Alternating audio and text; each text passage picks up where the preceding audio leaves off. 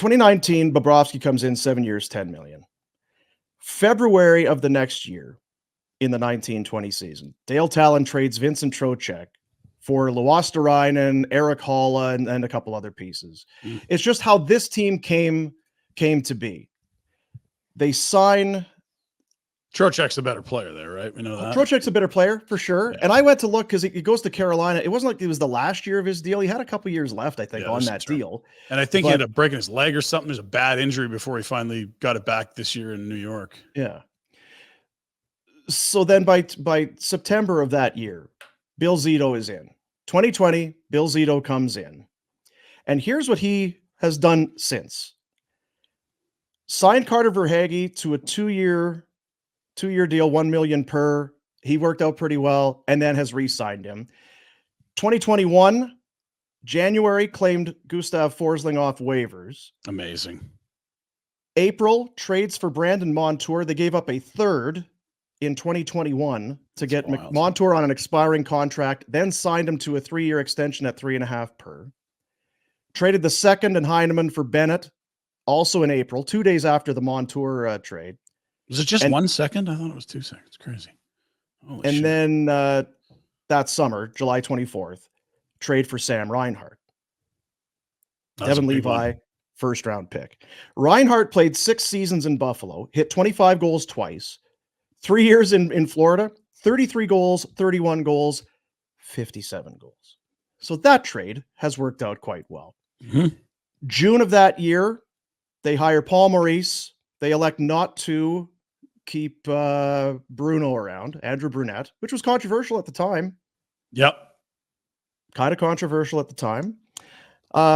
Next month, 1 month later, they make the Tkachuk trade. They sign... was it Nick Cousins, right? Yep. July 13th. So well into free agency there.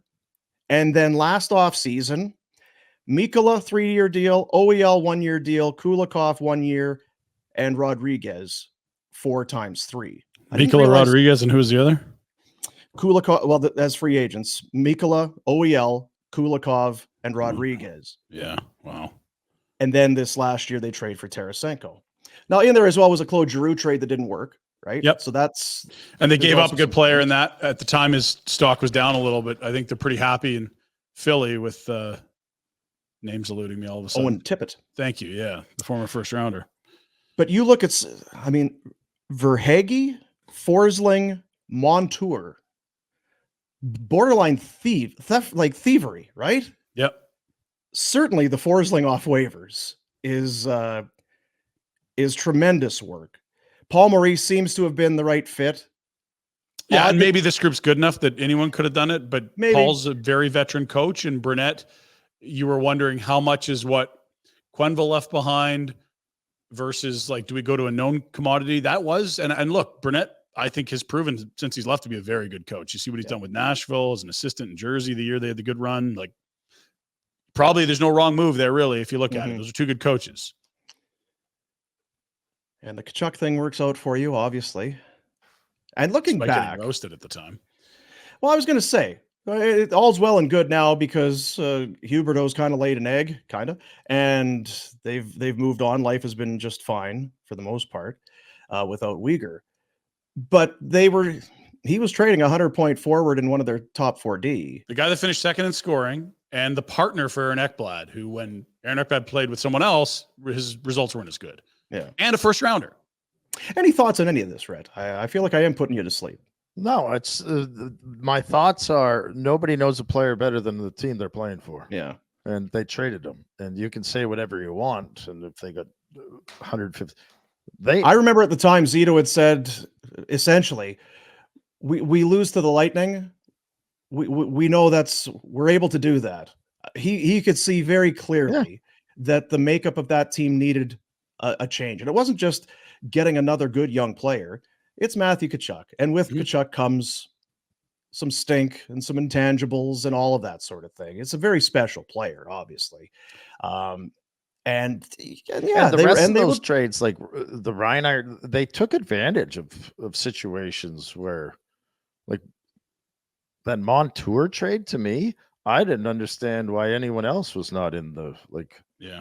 I just remember he was really highly touted. He was in Anaheim, a good young D, went to Buffalo, didn't play particularly well, but still he was young. And I guess what it was, he was on an expiring contract, and were you going to be able to keep him? Who knows? Maybe the guy had said I'm not signing anywhere.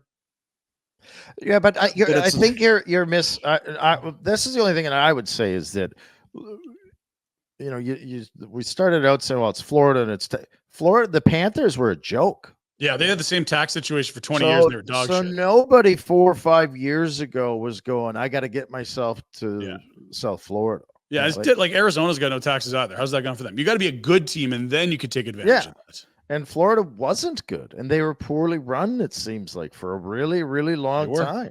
Yeah. And now they've got an awesome squad. The fans are back. The building's packed. The team is good. Now guys are going to be, no, I'm only going to sign in Florida. Which is kind of what Tkachuk did. It was a short list, and they're right at the top. The other thing that's important context, they won the President's Trophy with that team before the Tkachuk trade, and they got pumped by Tampa in the playoffs. And what we talk about a lot is that it's a certain type of team and style of play that wins in the regular season. It's not the same for the playoffs. How different is it? Well, that depends. But you can be a very, very good regular season team and not be built for the playoffs. Bill Zito immediately recognized that. After watching 2 years of him, you could understand someone seeing the Jonathan Huberdeau body of work and being like, you know what? He can help us in the regular season. He's not going to be a horse in a series. If we can trade him for a guy that can be a playoff horse, we have to do it. You can see that, right? Yeah. And people in Calgary are like, oh my God, he's like Gaudreau. You give him Gaudreau's money. He's way bigger. If you'd watched him 82 times, you'd know he's softer than Johnny, if that's possible. Right? Don't be fooled by the measurements on Huberdeau. He's not a guy that has much interest in impacting the game physically. And the only time we've seen it was when he was so bad offensively that he's just trying to be involved by putting a shoulder on a guy once a game. Like, it's that deal after you see Huberdeau for 2 years makes a lot more sense from Florida's perspective. And you look at when Zito came in. So go ahead, Rhett. Well, because I'm going to forget. Don't discount Quenneville. Yeah, that's true. Do not discount Quenneville. Quenneville going there was an indicator of the times need to change. And I think that he had an impact on Barkov and Ekblad and probably a whole whack of those guys. Like, him being there, we wonder Maurice or Bruno, who, maybe they're in the same spot. But what was before both of them was Quenneville. And Quenneville has gone to too many teams and had that success to say it's just luck. They won the President's Trophy that year, and a lot of people, I think, rightfully said Joel Quenneville deserves a big piece of this, because it's not like Brunette was like, all right, he's out of here. We're like a week into the season or training camp or whatever it was. Like, okay, we got to revamp new systems. Like, no, that template clearly has worked for Joel Quenneville. And he's a guy that allows his offensive players to thrive offensively, and somehow they don't get burnt on the back end. If you told me that Quenneville was the coach for a 115-point Huberdeau season, I'd be like, I get it. Like, he lets his horses run. And we look at the Florida Panthers now, and they've been good for a stretch. But let's go to 1920. That was the first year that Joel Quenneville came in. They lost in the qualifying round, as obviously we know what happens there with stupid COVID. So they don't even get by the qualifying round. The next year, shortened season, very good team, 37 wins in 56 games. They lose in round one. Lightning. And then Quenneville gets 7 games into the next season before all the bleep hits the fan and he's got to get out, and then Brunette takes over. But for Bill Zito, he came in 2020 when this was a team that was not a playoff team, flirting with the playoff spot. And in basically 3 years, if you include last year, because they went to a cup final, and then this year, in 3 to 4 years, he's put his fingerprints on just about everything. Because again, the Bobrovsky thing was Dale Talon, and Talon made the trade for Losterainen. And there would have been some drafted players, I'm sure, in there. Obviously, you've got Barkov. He went at 2. Ekblad went at 1. 2020, they drafted Lundell at 12th overall in the first round. So those guys are part of it. But when you start to go down and see who's been an impact player for this team, Reinhart, Bennett, Montour, Forsling, Kachuk, the signing of Rodriguez. I can't imagine anybody was what a signing for Florida to get Evan Rodriguez for 4 years at $3 million per. Pretty astute stuff. And isn't it funny how time changes? Because Bill Zito was a player agent, then went to Columbus and was kind of the understudy there for Kekalainen. Wouldn't Columbus love to have had Billy Zito hanging around maybe over the last couple of years to be shaping that team like he's shaped Florida? Pretty crazy. Yeah, he's totally turned himself into, like, if you don't have him on your top 5 GMs in the league list, you're just not paying attention. It's now, the other thing he amazing has work. done is that they haven't used a first in a while. They've been trading them.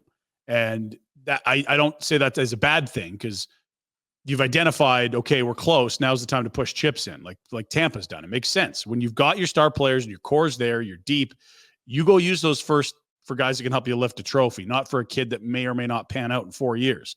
The Flames missed that when it was Treliving here. They thought they were a Hamonic away, like a first in 2 seconds. That's insane. Like Noah Dobson had a monster year this year. That's the first, never mind the 2 seconds that you gave up to get Hamonic. That Florida was right when they pushed chips and said, we're just going to trade our firsts. Because, yeah, it's Reinhart, it's Kachuk, and they moved another one for Giroux. The Giroux one doesn't work. The other 2 firsts have been really savvy. I'm just looking here. So last year, was it last year? It was the first rounder they gave up to get Ben Sherratt. Sherratt was that was the year they won the President's Trophy, I believe. Yeah. Maybe the year after.